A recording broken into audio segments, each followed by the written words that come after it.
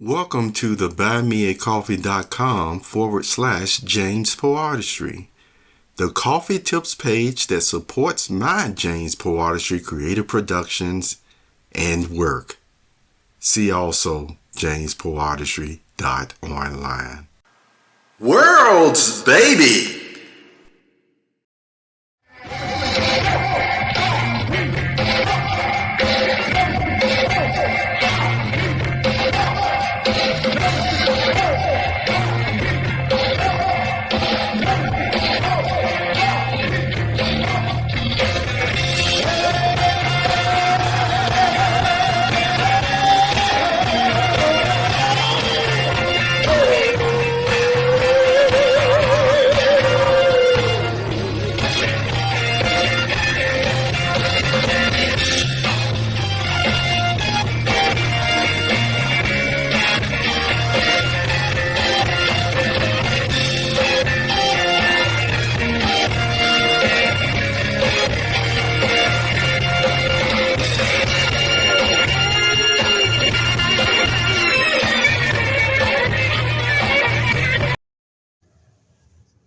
The constitutional and spiritual ethics of the peacekeeper.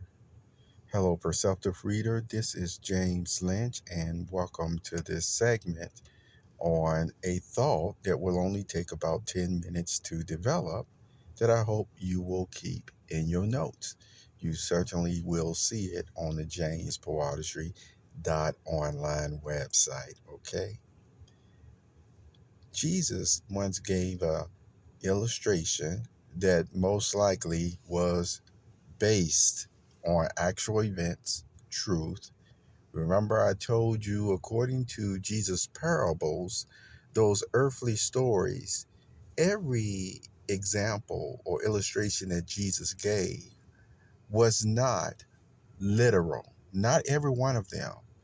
They were figurative, you see, or even symbolic.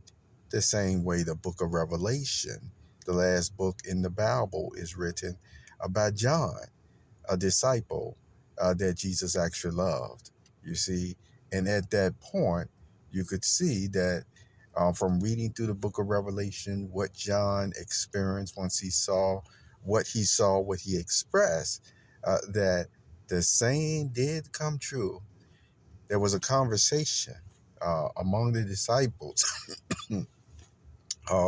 one time, and there were some persons, excuse me, who wanted to, they always wanted to know what maybe their role would be in the kingdom of the heavens, or would they have to also fall asleep, you see, in death first before they'll be raised up to their different responsibilities or what have you. And Jesus actually said that, I mean, here I am saying, because it's just the way I talk. But Jesus once said that, he said, if it's basically, my will for that person to still be here, you see, when I return, then that was still his business. You see, Jesus was making that clear. And so, to some, you can get the view that, boy, John was going to end up living forever until, Jesus' kingdom power.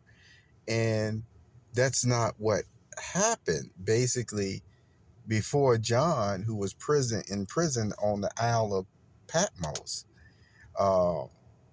before he died in prison, you see, Jesus still came to him, already showing his kingdom power. What a wonderful, great gift that he gave John. And so John was still alive, like was stated, until he had returned in kingdom power, already during that first, second century era, CE, in that era. Now, with that being stated, he gave an illustration, you see, of a woman or a widow who was begging for justice. And the encouragement for that widow, you see, for that older woman, was to, without saying it, because he didn't go all into the details of how persons may view that woman who was crying for justice. What the encouragement was to still keep on crying for justice, you see, because he even said about the judge. He said, that is a judge that could be somebody who don't fear man at all, could even be an unrighteous judge. He said, but I tell you, that woman keep on crying for justice for you. And we know what Jesus was talking about in this case of this righteous case, this injustice that really needed to be resolved with her. He was still saying, even if a person is unjust, don't fear man at all, would still end up most likely getting up, even in the middle of the night, if you will, and giving that woman justice because of her strong persistence. Now, before I make the next statement, I want to make sure that you're aware of, there's a saying that they said the squeaky wheel gets the oil. But I really want to make clear on this that we are talking about real, not just perceived, but real injustices that require an addressing in this way or that way, and not someone who has already started learning how to, manipulate, browbeat, take advantage of the system of actually helping people. Of actually helping people in those type of situations. So that's where that term, the squeaky wheel gets the oil, that sometimes, you have people who have just made an occupation of always complaining about something. And now it has become so top heavy in complaints for a lot of people in a lot of these agencies. It's almost like, oh, you mean that's the 100th time we've heard that, just like the boy who cried wolf or what have you, and there was nothing really going on. And that's what has actually happened in some of these neighborhoods, at least throughout, the United States. There's been jokes about certain cities and things of that nature where, you could even call 911 and even the dispatcher be saying, what you expect me to do about it? That's a joke. That's a joke. And this is not to put any dispatchers down. I'm just telling you, it has been a joke about, if you get that reputation for a certain neighborhood or what have you, of something of this nature always going on and that. And sometimes it's like, once even the peace officers, the law enforcement get there, then everybody still want to keep their mouth shut, that neighborhood get that type of reputation. Then I tell you, you have some, most likely law enforcement officers or peace officers, that if they're eating their donuts and their coffee, they're going to finish that first before they go there, And so again, taking in the spirit that I'm sharing that with you, all the same, this is what I still want you to keep in mind for the constitutional, and spiritual reasons or importance of the peacekeeper is this. I'm not just talking about the police or the peace officers. I'm not just talking about that, really. I use an example. But what I am talking about is there's still a community responsibility that sometimes situations are able to already be resolved. And I don't mean being a vigilante either. That's not what I'm talking about. What I'm still talking about is when a community really in the balanced way, to the best of their ability, still know what their basic rights are, uh, what their responsibilities are as a citizen. You see what I'm saying? They can head off certain problems at times before they get worse. You might have heard of the examples where already somebody may have known about just regular persons would say petty theft that this individual was doing here or doing there, and then they call it graduating up to the next level.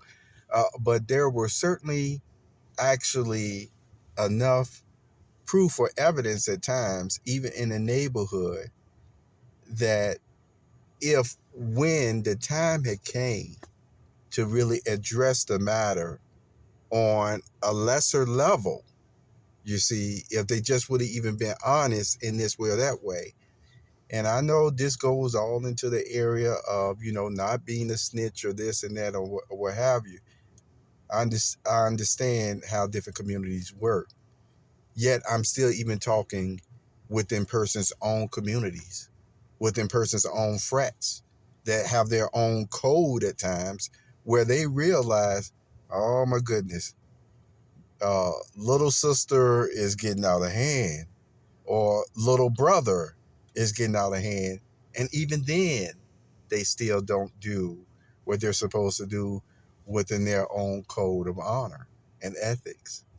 So this is what I'm talking about.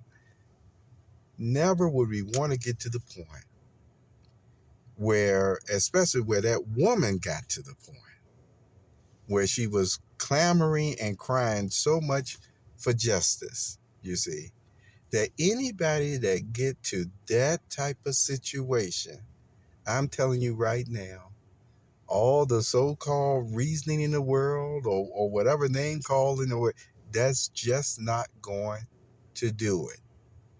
And when it gets to that point, it should already really be addressed. You see, you should address it in one way or the other. Because once somebody get to that type of mindset, it doesn't mean that they're even crazy. It means that the people around them just wasn't listening. In this case, what you would call a valid reason to complain, to put a complaint about it. Take care, Perceptive Reader. Have a wonderful day.